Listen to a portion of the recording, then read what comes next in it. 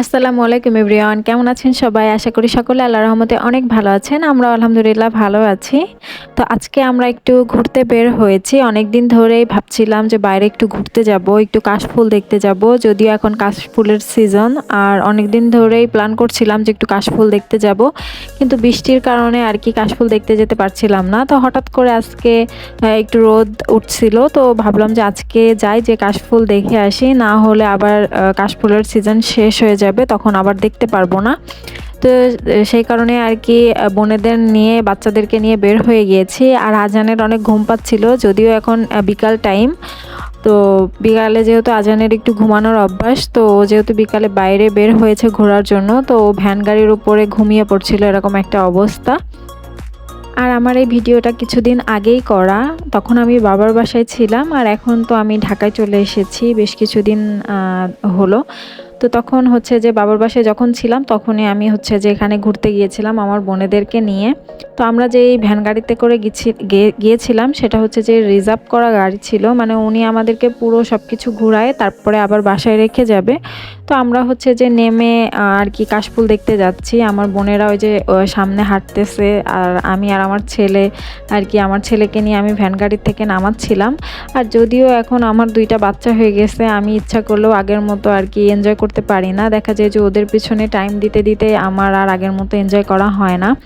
তো এখানে কাশফুল ছিল, আর প্রকৃতিটা এত বেশি সুন্দর ছিল, মানে পুরাই পাগল করার মতো একটা প্রকৃতি ছিল। আপনারা দেখলেই বুঝতে পারবেন, এত সুন্দর একটা পরিবেশ ছিল। আর এটা আসলে গ্রামের মানুষরাই বুঝবে, যখন হচ্ছে যে আপনারা ভ্যান গাড়িতে করে হচ্ছে এরকম রাস্তার মাঝখান দিয়ে যাবেন, আর দুই পাশে এরকম গাছগাছালি, এরকম প্রকৃতি থাকবে, তখন হচ্ছে যে এটার আসলে বলে বোঝা যাবে না কতটা ভালো লাগে। আর কয়েকদিন বৃষ্টি হওয়ার কারণে কাশফুলগুলা নষ্ট হয়ে গেছে, যার কারণে কাশফুল অনেক কম দেখা যাচ্ছে। তাছাড়া এইখানে যে কাশফুলগুলো আপনারা দেখতে পাচ্ছেন, আমরা যদি বৃষ্টি না হতো তো পুরো একদম সাদা হয়ে থাকতো, মানে সবুজ দেখাই যেত না, এত পরিমাণ কাশফুল এখানে হয়।